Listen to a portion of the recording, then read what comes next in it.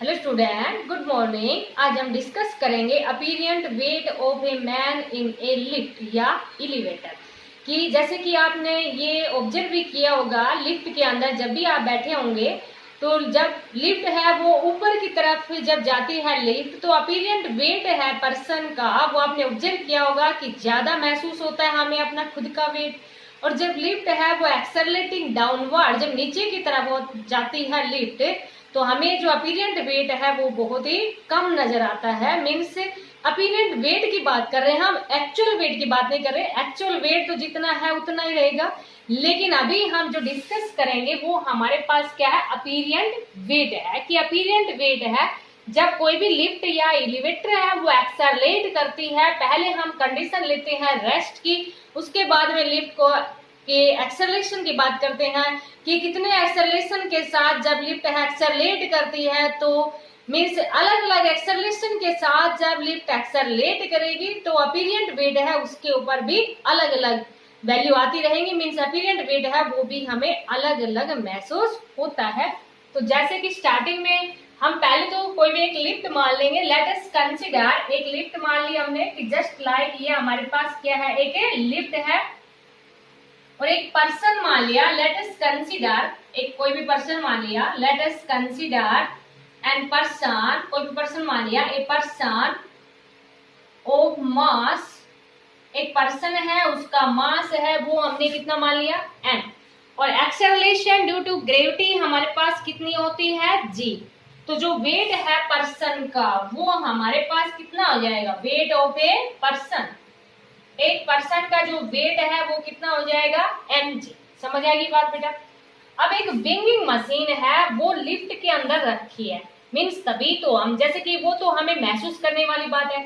अब यहाँ पर हम एक्चुअली में दिखाएंगे आपको। मीन्स एक्चुअली में हमारे पास, जैसे कि मान लीजिए कोई एक्सपेरिमेंटली भी अगर किया जाए तो एक्चुअली में ही जो अपीरियंट वेट है जब लिफ्ट ऊपर की तरफ जाती है या नीचे की तरफ जाती है, तो जो एक्चुअल वेट से अपीरियंट वेट है उसकी वैल्यू अलग आती है। वही अभी हम डिस्कस कर रहे हैं, ठीक है बेटा। तो अपीरियंट वेट है, जो एक्चुअल वेट है पर्सन का, मास m है, g acceleration due to gravity है, तो actual weight of the person है वो हमारे पास कितना हो जाएगा, mg। और एक वेंगिंग मशीन है वो लिफ्ट के अंदर रखी हुई है। और अब जो अपीरियंट वेट है ना वो देखो, एक्चुअल वेट तो हमने रिप्रेजेंट कर दिया mg से, और जो ये हमने नॉर्मल रिएक्शन ली है ना, ये नॉर्मल रिएक्शन है, ये किसको बताएगी, इसके अपीरियंट वेट को बताएगी। मीन्स यहाँ पर जो हमारे पास r है वो किसको बता रही है, अपीरियंट वेट ऑफ द पर्सन। यहाँ r है वो क्या है, अपीरियंट वेट ऑफ ए पर्सन। की जो अपीरियंट वेट है पर्सन का वो हमारे पास क्या है, r। और एक्चुअल वेट है पर्सन का, actual weight of a person वो हमारे पास r, तो अपीरियंट वेट है, और एक्चुअल वेट ऑफ पर्सन है वो कितना है, mg। समझ आया बेटा। अब एक लिफ्ट ले ली, एक पर्सन है, एक वो विंगिंग मशीन के ऊपर खड़ा है, तो ये जो r है वो किसको रिप्रेजेंट करेगी, उसके अपीरियंट वेट को, और एक्चुअल वेट है उसको हमने किससे रिप्रेजेंट किया है, r से। इतनी बात समझ में आ गई होगी आपको। अब स्टार्टिंग में देखो हम ले लेते हैं कि स्टार्टिंग में कि लिफ्ट है वो ना ऊपर की तरफ जा रही है और ना ही नीचे की तरफ जा रही है। मीन्स यहाँ पर फर्स्ट कंडीशन क्या है कि व्हेन द एलिवेटर कह दो या क्या कह दो, lift is at a rest, की लिफ्ट है वो किसमें है, रेस्ट में। अब देखो लिफ्ट ना ऊपर की तरफ जा रही है ना नीचे की तरफ जा रही है, मीन्स एक्सेलरेशन तो हमारे पास 0 है। बस जो एक्चुअल वेट था बॉडी का वही है, जैसे कि कोई भी पर्सन था और एक विंगिंग मशीन है। तो जब वह जो लिफ्ट है वो ना ऊपर की तरफ जा रही है ना नीचे की तरफ जा रही है, मीन्स हम यहाँ पर ये कहेंगे कि एलिवेटर इज एट रेस्ट या लिफ्ट एट रेस्ट।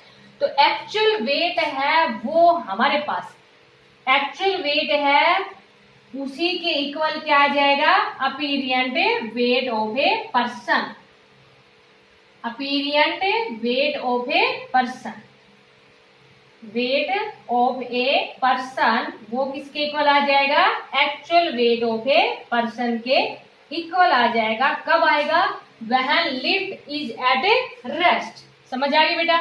जैसे कि मान लीजिए पर्सन का वेट 7 न्यूटन है तो एक्चुअल वेट 7 न्यूटन है, तो वह लिफ्ट इज एट रेस्ट, तो जो विंगिंग मशीन है वो भी कितना वेट बताएगी, 7 न्यूटन ही बताएगी। कब, when the lift is at rest. ठीक है बेटा, अब हम बात करते हैं कि when the lift is accelerating upward या downward, means lift is accelerated की बात करते हैं। तो लिफ्ट इज एक्सेलरेटेड में फर्स्ट हम ले लेते हैं कि व्हेन एलिवेटर या लिफ्ट is accelerating upward, कि लिफ्ट है वो एक्सेलरेट कर रही है अपवर्ड विद एन एक्सेलरेशन। कोई भी एक्सेलरेशन ले लिया हमने, एक्सेलरेशन है वो कितना ले लिया, ए ले लिया। समझ आएगा बेटा। अब जब देखो लिफ्ट है वो एक्सेलरेट कर रही है अपवर्ड, मींस देखो आपके पास इस तरह से कंडीशन हो गई, एक लिफ्ट थी, यहाँ पर एक विंगिंग मशीन है, पर्सन उसके ऊपर खड़ा है। एक्चुअल वेट हमेशा सेंटर से लगता है, और वेट है उसको हमने किससे रिप्रेजेंट कर दिया, mg से रिप्रेजेंट कर दिया। And lift is accelerating upward, means net force है वो लिफ्ट ऊपर की तरफ जा रही है। अब देखो नॉर्मल रिएक्शन अपीरियंट वेट को बताती है, और यहाँ इस कंडीशन के अंदर कितना ले लेते हैं, r1। जैसे अभी आपको समझ आया होगा, लिफ्ट जब रेस्ट में थी तो हमने कितना ले लिया था, r। अब lift is accelerating upward with an acceleration, कितना है बेटा हमारे पास, a। तो यहाँ पर इस कंडीशन में हमने अपीरियंट वेट है उसको किससे रिप्रेजेंट कर दिया, r1 से रिप्रेजेंट कर दिया। अब देखो लिफ्ट ऊपर की तरफ जा रही है, मींस नेट फोर्स है वो ऊपर की तरफ लग रहा है। नेट फोर्स ऊपर की तरफ लगने का मींस यहाँ पर r1 है वो ज्यादा है, क्योंकि ऊपर की तरफ जा रही है, ये बात ना। देखो बैलेंस कंडीशन कब होती है, जब दोनों तरफ बराबर फोर्स लगे, जैसे कि रेस्ट में थी, लेकिन ये तो ऊपर की तरफ जा रही है, इट मींस ऊपर की तरफ फोर्स है वो ज्यादा है नीचे की तरफ के फोर्स से। तो यहाँ से हम ये कह देंगे ना कि जो नेट फोर्स है हमारे पास, फोर्स इज इक्वल टू क्या होता है, मास इनटू एक्सेलरेशन, क्योंकि एक्सेलरेशन कौन सा है, जिस एक्सेलरेशन के साथ ये ऊपर की तरफ जा रही है। तो यहाँ पर हमारे पास कितना आ जाएगा, r1 minus m g is equal to m a. तो r1 इज इक्वल टू कितना आ गया, m a plus m g. समझ आया बेटा। तो r1 is equal to m common ले लिया, तो ये हमारे पास कितना आ गया, g प्लस a। तो देखो बेटा बिल्कुल साफ दिख रहा होगा यहाँ से आपको कि r1 है वो किसके इक्वल है, mg प्लस ma। मीन्स इसको आप खोलोगे जैसे कि ऊपर लिख रखा है, तो ये वैल्यू हमारे पास कितनी आई, r1 is equal to mg plus ma। Means mg तो एक्चुअल वेट था, और ma जैसे कि बॉडी का कोई मास था, और a कितने एक्सेलरेशन के साथ ऊपर की तरफ जा रही है, तो ये वैल्यू है वो एक्चुअल वेट से ज्यादा हुई ना। तो अपीरियंट वेट है पर्सन का, और ये आप महसूस भी करते हैं जब लिफ्ट के अंदर बैठे होंगे, तो आपने ऑब्जर्व भी किया होगा ये कि जो apparent weight of person is increasing when the lift is accelerating upward with an acceleration. इसके न्यूमेरिकल बहुत ही सिंपल है, आपको एक्सेलरेशन दिया होगा तो उसके अकॉर्डिंग आप बेस्ट वैल्यू पुट कर दोगे। यहाँ पर एक्चुअल वेट दिया होगा और आपको ये कहा होगा कितने एक्सेलरेशन के साथ कोई भी लिफ्ट है वो ऊपर की तरफ एक्सेलरेट कर रही है, तो एक्चुअल वेट कितना होगा, ओनली आपको यहाँ एक्सेलरेशन की जगह उस वैल्यू को पुट करना है जितना एक्सेलरेशन दे रखा है। तो यहाँ से बिल्कुल आपको साफ दिख रहा है बेटा कि जो r1 है ना ये ग्रेटर है किससे, mg से। तो यहाँ से हम क्या कह देंगे कि apparent weight of person, apparent weight of person is increasing, weight of a man या person is increasing when lift is accelerating upward, lift is accelerating upward, कि जब लिफ्ट एक्सेलरेट करती है अपवर्ड तो apparent weight of person is increasing. समझ में आ गया होगा बेटा ये आपको। अब देखो second, when lift is accelerating, किसकी बात कर लेते हैं यहाँ पे, डाउनवर्ड की बात कर लेते हैं, डाउनवर्ड विद एन एक्सेलरेशन, कितना ले लिया, a। अब लिफ्ट नीचे की तरफ जा रही है, ठीक है बेटा, समझ आया, लिफ्ट कहाँ जा रही है अबे, नीचे की तरफ। Lift is accelerating downward with an acceleration. तो अब जो अपीरियंट वेट है उसको हमने किससे रिप्रेजेंट कर दिया, r2 से रिप्रेजेंट कर दिया। Lift is accelerating downward, it means net force है वो किधर लग रहा है, डाउनवर्ड, क्योंकि नीचे की तरफ जा रही है। यहां से हम क्या कह देंगे कि mg है वो ज्यादा है किससे, r2 से, नेट फोर्स। समझ आया बेटा, नेट फोर्स हमारे पास कितना होता है, मास इंटू एक्सेलरेशन, क्योंकि बॉडी का जो मास है या जो मैन का मास है या पर्सन का मास है उसको m ले रखा है और मास हमारे पास क्या है, कांस्टेंट। तो यहाँ से हम क्या कह देंगे कि जो फोर्स है वो किसके इक्वल आ जाएगा, मास इंटू एक्सेलरेशन के इक्वल आ जाएगा। तो यहाँ से देखो बेटा mg minus r2 is equal to, इसको हम इधर ले आएंगे, mg minus ma is equal to r2 उधर ले गए, तो यहाँ से हमारे पास कितना आ गया, ये वैल्यू आ गई ना। मीन्स यहाँ से हम क्या कह देंगे, r2 is equal to mg minus ma। अब आपको बिल्कुल साफ दिख रहा है, यहाँ से क्या दिख रहा है बेटा कि ये वैल्यू हमारे पास किसके इक्वल आई, mg माइनस ma के इक्वल आई ना।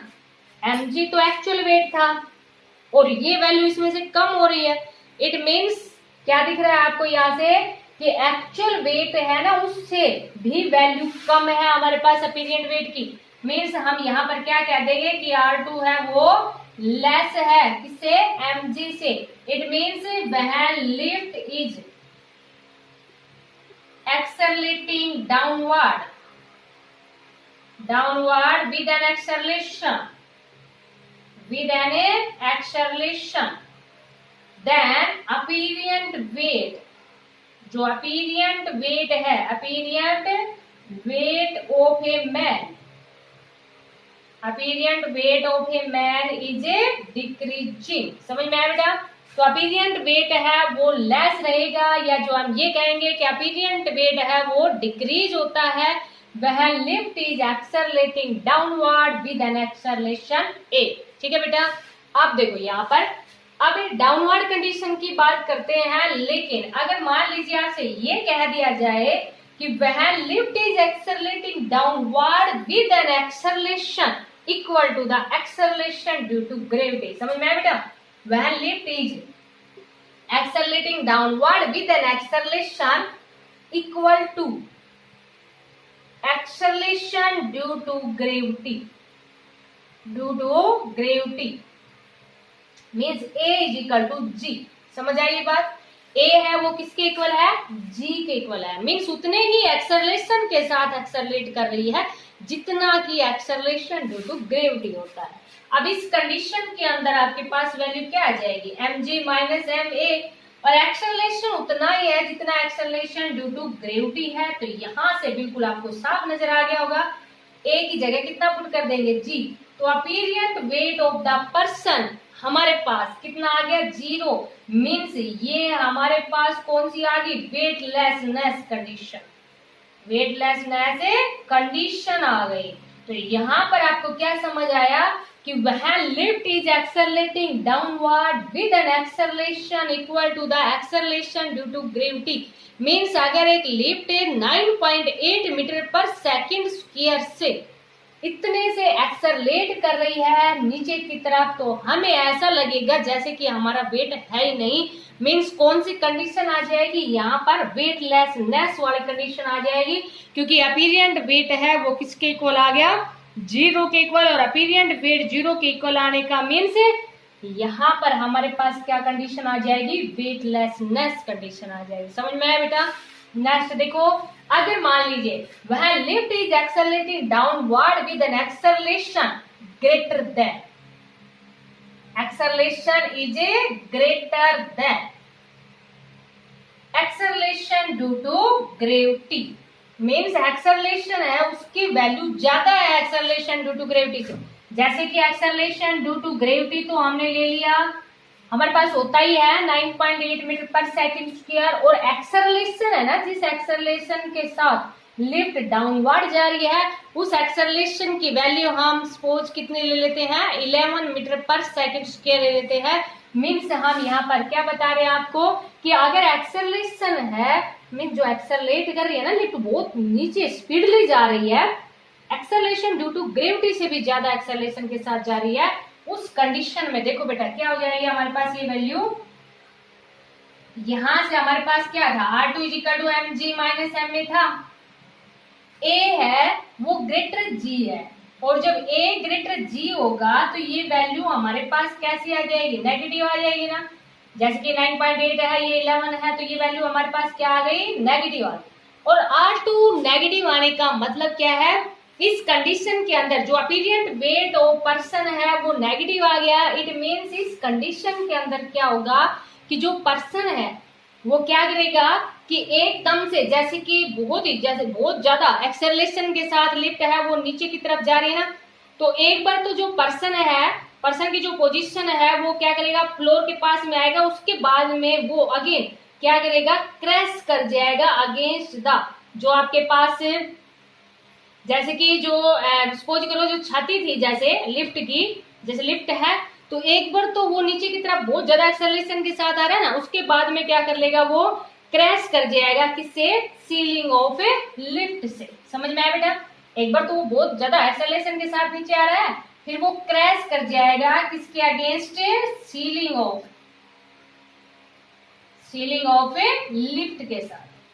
समझ में आया? तो इसलिए, और यहाँ पर इस कंडीशन के अंदर लिफ्ट का टूटने का भी डर रहता है, इसलिए लिफ्ट को इस प्रकार से एडजस्ट किया जाता है, तो पर्सन के वेट को देखते हुए सभी के पर्सन को, ऐसा नहीं है कि भाई एक पर्टिकुलर पर्सन के लिए अलग अलग लिफ्ट को एडजस्ट करेंगे, नहीं, उसको इस प्रकार से एडजस्ट किया जाता है ताकि वो बहुत ज्यादा एक्सेलरेशन भी ना हो, क्योंकि अगर लिफ्ट जब टूटेगी तभी इतना ज्यादा एक्सेलरेशन हो सकता है, और इस कंडीशन के अंदर वो एक बार तो बहुत नीचे की तरफ आएगा, उसके बाद में वो क्रैश कर जाएगा against the ceiling of the lift. ठीक है बेटा? तो ये था हमारे पास apparent weight of a man in a lift. अब जैसे कि मान लीजिए इस पे न्यूमेरिकल है, वो बहुत ही सिंपल से टाइप के न्यूमेरिकल आते हैं। जैसे कि मान लीजिए कोई भी एक मैन है, वो स्टैंडिंग पोजीशन में है लिफ्ट के अंदर, और जो मैन है उसका मास ले लेते हैं हम, कुछ भी ले लेते हैं, एक मैन है उसका मास हमने ले लिया, कुछ भी ले लिया, जैसे कि मान लीजिए कितना ले लिया, 4 किलोग्राम ले लिया मास, और एक लिफ्ट है वो नीचे की तरफ जा रही है, और नीचे की तरफ जो जा रही है लिफ्ट उसका एक्सेलरेशन हम कुछ भी मान लेते हैं, जैसे कि आपकी इच्छा है यहाँ पर 2.8 मान लेना या 3.8 मीटर मान लेना, कितने एक्सेलरेशन के साथ जा रही है, 2.8 मीटर पर सेकेंड स्क्वायर एक्सेलरेशन के साथ जा रही है, या आप यहाँ पर 3 मानना चाहो तो 3 मान लेना, 3.8 मीटर पर सेकेंड स्क्वायर एक्सेलरेशन के साथ लिफ्ट है वो नीचे की तरफ जा रही है। तो देखो एक्चुअल वेट से मीन्स यहाँ पर अभी हमने क्या देखा था कि जो अपीरियंट वेट था ना, when lift is accelerating downward, तो अपीरियंट वेट था वो लेस था किससे, actual weight of the person से, और जब लिफ्ट डाउनवर्ड जा रही थी तो हमारे पास जो कंडीशन आई थी वो क्या आई थी, यही आई थी ना, R is equal to M G minus A, जैसे कि हमने R2 से रिप्रेजेंट किया था तो यहाँ R2 से रिप्रेजेंट कर देंगे, तो R2 is equal to M तो कितना है 4, और ये हमारे पास 9.8, इसलिए हमने ये 3.8 में ले लिया, 2.8 में ले लिया ताकि सोल्व करने में दिक्कत ना आए। तो ये 9.8 था, ये 3.8 था, तो ये हमारे पास कितना आ जाएगा 6, और ये हमारे पास कितना आ गया 24 आ गया ना। तो ये जो R2 है ये किसको रिप्रेजेंट कर रही है, उसके अपीरियंट वेट को रिप्रेजेंट कर रही है, तो अपीरियंट वेट है वो कितना आया 24 न्यूटन आया। लेकिन अगर इसको किलोग्राम में चेंज करोगे, तो इसको जब किलोग्राम में चेंज करोगे तो ये वैल्यू हमारे पास कितनी आ जाएगी, 24 को किससे डिवाइड कर दोगे, 9.8 से डिवाइड कर दोगे, और जब 24 को 9.8 से डिवाइड करोगे तो हमारे पास जो अप्रोक्सीमेट वैल्यू आएगी वो कितनी आ जाएगी, जब इसको डिवाइड करोगे तो अप्रोक्सीमेट, जैसे कि सपोज करो हम 10 लेके चलते हैं तो लगभग इतनी वैल्यू आ जाएगी, कितनी वैल्यू आ जाएगी 2.4 kg। अब देखो एक्चुअल तो हमारे पास जो मास था ना बॉडी का वो कितना था 4 किलोग्राम, लेकिन यहाँ पर देखो जब वेट के लिए आप मल्टीप्लाई करोगे इसको किससे करोगे 9.8 से, तो हम स्टार्टिंग में मान लेंगे ना कि एक मैन है वो लिफ्ट के अंदर खड़ा हुआ है और उसका जो वेट है वो हमने कितना मान लिया 4 kg मान लिया। समझ आ गया? या हम ये भी कह देंगे उसका लोड है वो इतना है और लिफ्ट इतने एक्सेलरेशन के साथ एक्सेलरेट कर रही है, तो अब वैल्यू हमारे पास कितनी आई 2.4 kg आई ना, तो इट मीन्स जो अपीरियंट वेट है वो लेस है किससे, एक्चुअल वेट से। तो when lift is accelerating downward then apparent weight of person है वो लेस रहेगा एक्चुअल वेट से, और when lift is accelerating upward then apparent weight of person है वो मोर रहेगा एक्चुअल वेट से, और when lift is at rest तो अपीरियंट वेट है वो किसके इक्वल आ जाएगा, एक्चुअल वेट के इक्वल आ जाएगा। तो शायद आपको ये समझ में आ गया होगा। तो ये था हमारे पास apparent weight of a man in a lift, कि एक लिफ्ट के अंदर जो अपीरियंट वेट ऑफ मैन है वो किस प्रकार से जब लिफ्ट एक्सेलरेट करती है तो किस प्रकार से वो हमें ऑब्जर्व होता है। ठीक है बेटा? तो इसको आप अच्छे से अंडरस्टैंड करना। न्यूमेरिकल इसके बहुत ही सिंपल से हैं, तो आप इनके न्यूमेरिकल्स को भी जैसे किसी में वेट दिया मिलेगा, किसी में मास दिया मिलेगा। यहाँ पर हमारे पास क्या दे रखा है, कोई भी लोड की बात कर रहे हैं, लोड मीन्स ये हमारे पास क्या है, उसका एक्चुअल वेट दिया हुआ है। तो जैसे कि न्यूटन में आए तो फिर उसको किलोग्राम में चेंज कर लेना, क्योंकि आप पढ़ चुके हो, दो टाइप की यूनिट की बात कर रहे थे हम, एक ग्रेविटेशनल यूनिट की बात क्या करते थे, एक है एब्सोल्यूट यूनिट की बात क्या करते थे। ठीक है बेटा, तो ये है हमारे पास apparent weight of a man in a lift. तो अच्छे से अंडरस्टैंड करना। Thank you, have a nice day.